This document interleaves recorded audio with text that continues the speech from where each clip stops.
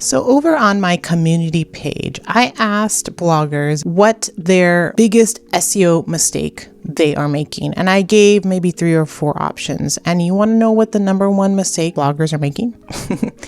It is overstuffing keywords in a post. That is the number one mistake. So in this video, I'm going to share several mistakes, more than I have there in the community post, and what you can do about it so that, you are on top of what's going on with Google, that you are practicing the best SEO practices for your blog. All right. So the first mistake is something that I grapple with still, especially for my niche website. Now, with my niche website, I do rely on a lot of different keywords, but it's the same keyword. So let me just show you as an example. So I have a post that is published called Best Leather Ottoman Coffee Table for Any Design. Can you guess what the keyword is in this post? It's a variation of best, or it could be leather ottoman coffee table.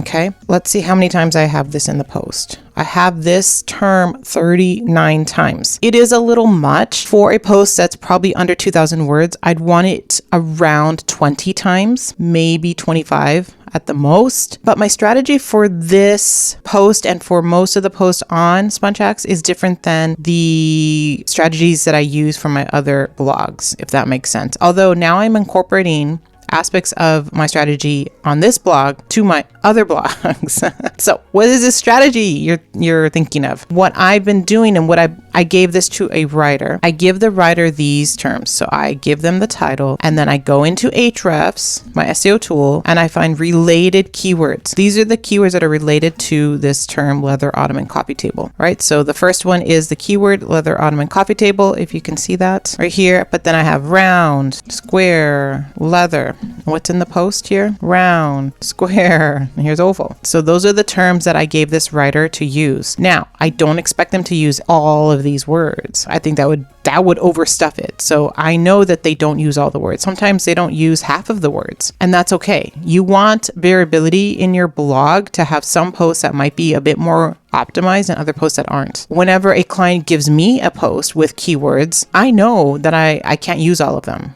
I know that. And sometimes when a client doesn't give me keywords, I go and search keywords for them. And I know that I can't use all of them as well. But at least I have that list. At least I know the intent behind this post. So because there's so many different shapes of the ottoman, that means it's specific to a person. Person's really looking at just oval, or ones that have storage, or ones that are small, and ones that are large, ones that are tufted. I want to give them those choices. So while this post may and probably won't rank for best leather coffee table, it could be shown in Google Discover. I can share it on Pinterest, and maybe it'll do well on Pinterest, right? To get people to this post and then click on my affiliate links. I feel because I source the related terms that it's okay. It's okay that I have the root of leather coffee table as part of all of the keywords.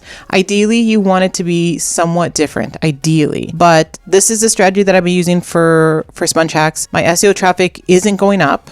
So it's plateaued or slightly low. So this isn't a strategy that is the best. But I do occasionally use this strategy for my twins mommy posts, not for my Elna Kane post, but just for my twins mommy post. I might talk about maybe like mom jobs, and then I'll have all the different variations of mom jobs to say that. It's not common for me to do that. I only, for some reason, just for my niche website, this is what I do. And for twins mommy, I do it differently. And for my Elna Kane, I do it differently. Like if we look at my post here, this was a keyworded post for LinkedIn profile tips. How many times did I use this in this post? None. I didn't even use that term at all in my post. Of course, it's not going to rank for LinkedIn profile tips, right? But I didn't use that term. What I used instead was I used probably maybe LinkedIn profile a lot, right? Because the post is about your LinkedIn profile. I use that 17 times. This post is around 2,000 words, right? So it's under 20. That's a good number to use, right? So I use LinkedIn profile a lot because that's what this post is about, your LinkedIn profile. So I have to use it a lot. Now, I could have gone into Ahrefs and looked at all the different ways to say LinkedIn profile tips. Maybe it's LinkedIn profile bio tips, LinkedIn profile marketing tips, or LinkedIn profile optimization. Like I could have done that, and maybe I can weave that in if I have a chance for ranking for LinkedIn profile tips, which I don't. I'd rather rank for LinkedIn profile tips in regards to freelance writing. So if I go to a VPN and type in like LinkedIn profile tips here, I'm not going to be up there. Yeah, all the big sites are going to be up there because this is too general. It's not specific, but I can try for freelancers, and still it's too big of a pool for me. See, I'm specific to just writers. I'm not just for graphic designers and stuff. That's not what my content's about. See, so I'm not going to be there, but I am for writers. Here's my video on it, and here's my post. It's not the first 3 options, but it's there. It's a recent post that was recently published, so it's going to take a while, but it's right there. That strategy is different. And so I am using the same word over and over again. So for you, what you can do is make sure that you do have those longer tailed versions of that keyword, that you're using it a little bit differently. If all your post is about one product, you're going to be using that product name over and over again. And that's okay. Use that name over and over again, but just don't use it a lot in your post. Use it as infrequently as possible. Otherwise, you can use the related terms, variations of it. That's also a way to do it. Now, like I said, my niche website is getting more Pinterest traffic and Pinterest love, so not so much SEO as much. So perhaps I need to retweak that sort of strategy a bit. The next big SEO mistake you might be making is using the top posts and rewriting them basically. Are you doing that? Let's say you want to write about productivity tips for bloggers. You have a good post and you're like, it's a new year and I want to just, talk about being more productive as a blogger. You go to Google, you type it in, and you find the first 3 blog posts. So we have World of Wanderlust, Scale Fluence, and Productive Blogging. And you look and see what they're writing about. Okay, we have scheduling your post. We have planning. Here's goals, working in both. Okay, so I got to make sure to have these things about goals and planning and scheduling, talking about social media perhaps. Oh, we have to make sure to plan out. So there's scheduling again, do what you love, take time off. Here's some more ideas. Here's more goals. Getting up early, I can talk about that. Repurposing content to save time. So, okay, so that post has that. And then this one has goals. Again, I've been seeing goals and goals. So I have to include goals, of course. Oh, here's another plan for scheduling. Here's checking social media left often. Well, that's kind of new. Maybe I can incorporate that. Multitasking, that's kind of new. I can incorporate that. So you can see, you can go and look at these top posts and be like, okay, well, these are all the things that they're mentioning. And then you can write your post. There are some marketers out there that will take the 3 posts and actually take every single item of those 3 posts and write a big list post. Am I saying you should do that? No, you can if you want to, but it's just regurgitated content. And Google, I think, is really cracking down on this same type of content. Like, it's the same content over and over again. You don't want to push Google to make search ranking devalued right now. Currently, Google is thinking about like search ranking isn't going to be their priority. So you don't want to further throw flames at that or whatever. Like, you want to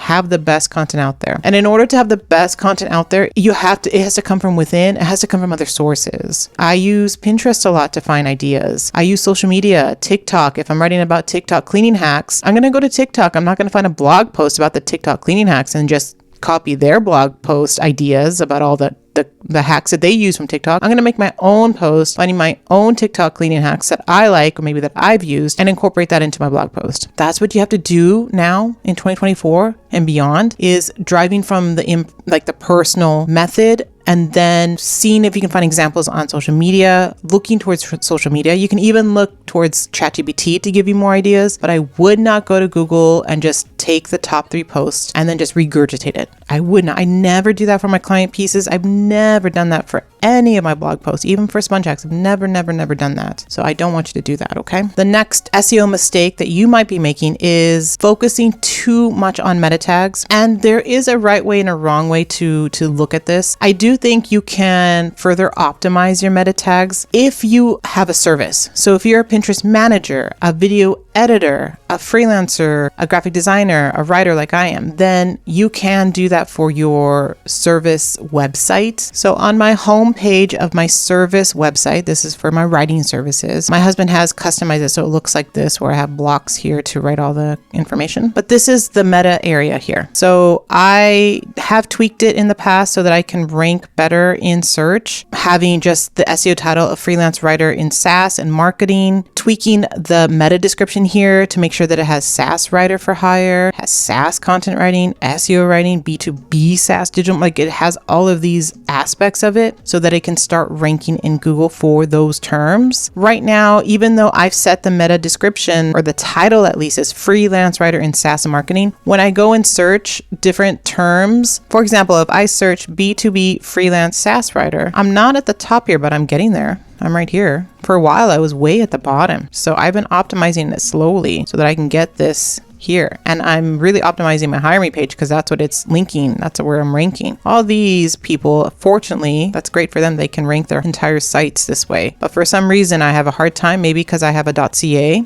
I don't have a .com. That is just a specific page that is highly optimized. But the aspects of me like writing the meta description, optimizing the meta description is probably helping. You know, it says here B2B SaaS freelance writer, but my meta description says SaaS writer for freelance or something like that, right? Like, yeah, it says freelance writer in SaaS and marketing. It's different. So if a prospect just types in, I need a freelance writer in SaaS, hopefully my content can show up in that. My website can show up. So that's what I mean by focusing on meta descriptions that way, but I would not focus it on your blog posts.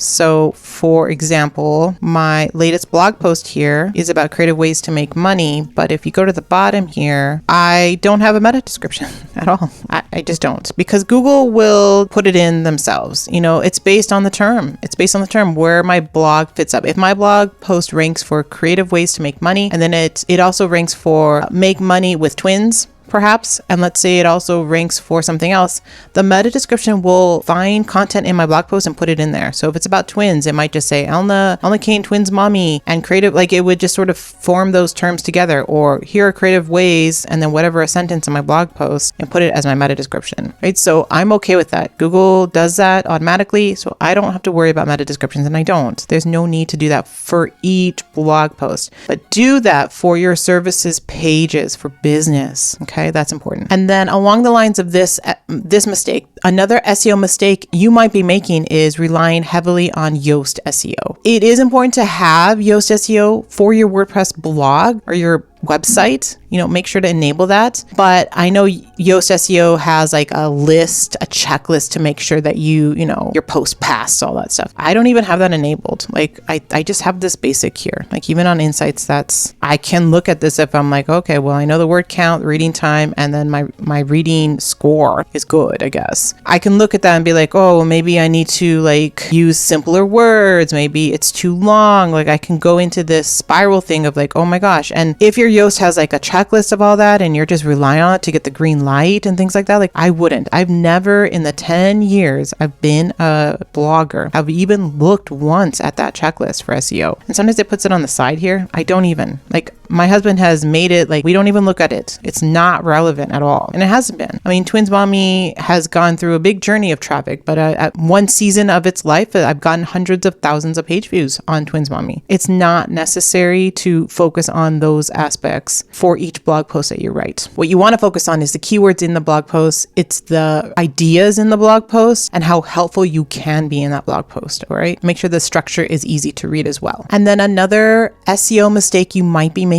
is you're not interlinking properly. And what do I mean by that? This is something that I learned recently from an SEO person who looked at my blog and looked at my links. He was really impressed that I was interlinking my blog posts, but I was still doing it sort of the wrong way in his eyes. And so I'm trying to incorporate that more into my content, but it's not consistent. But ideally, if you don't know what interlinking is, it's linking to other blog posts of yours. And it's harder as you write more blog posts. I own 2 contributor sites and I have a hard time interlinking because I don't know all the blog posts that have been written. It's harder. But as I create more and more content for my main sites, I have to be mindful of making sure I'm interlinking to all my older content because I don't want them to be orphaned, right? You don't want an orphaned blog post where no one is linking to it. Google can't find those orphaned blog posts that have nothing linking to it from your blog. So you have to make sure that you're giving older blog posts love, optimizing it, updating it so that you can link to it. There's been times where I want to link to this blog post, but it's 5 years old and it shows that it's 5 years old. So then I'm like, okay, I have to stop what I'm doing. I have to update this post and make it more relevant so that I can link to it, right? So these are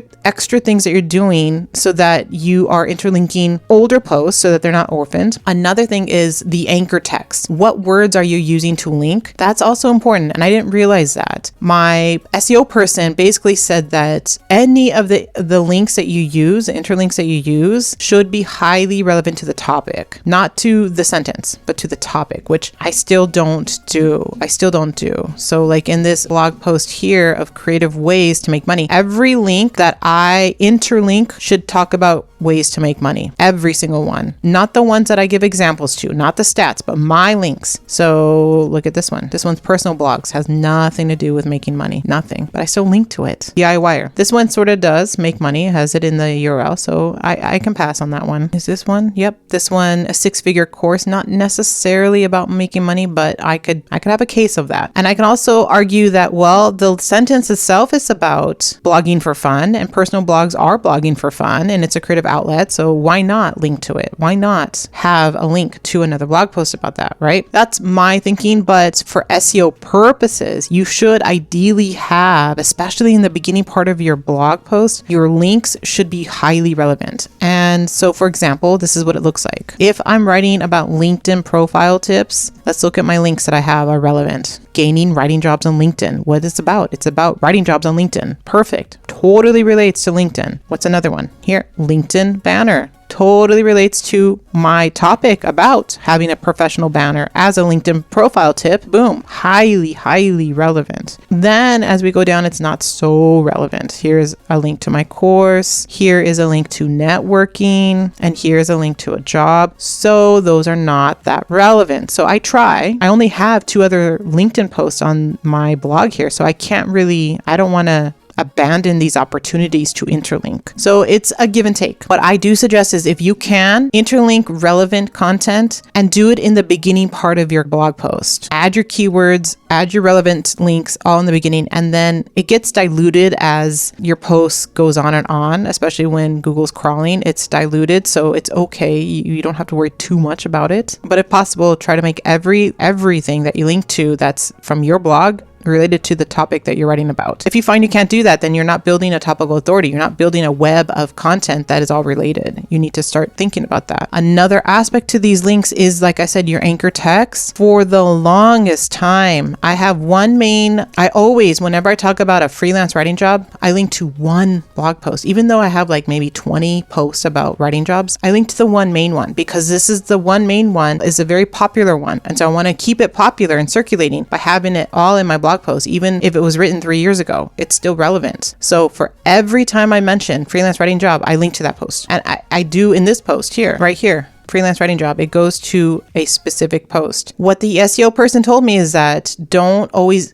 use the same anchor text. That is spammy. You don't want to do that. You want to vary your anchor text. So now I'm adding more. My anchor text is now eventually a freelance writing job. Sometimes I'll do freelance writing opportunity, freelance writing gig, jobs for writers. Those will be my anchor text for the main blog post that I want to interlink to. So that's another level of interlinking that I am still grappling with. I am still working on myself, but relevant interlink and then varying your anchor text. That's important. So those are my top SEO mistakes. As you can see, I am still doing some of these mistakes, but now that we recognize it, now you can sort of be more mindful about it, okay? Tell me in the comments below, have you made any of these mistakes? Let me know. And as always, like this video, give it a thumbs up, and I'll see you in the next video.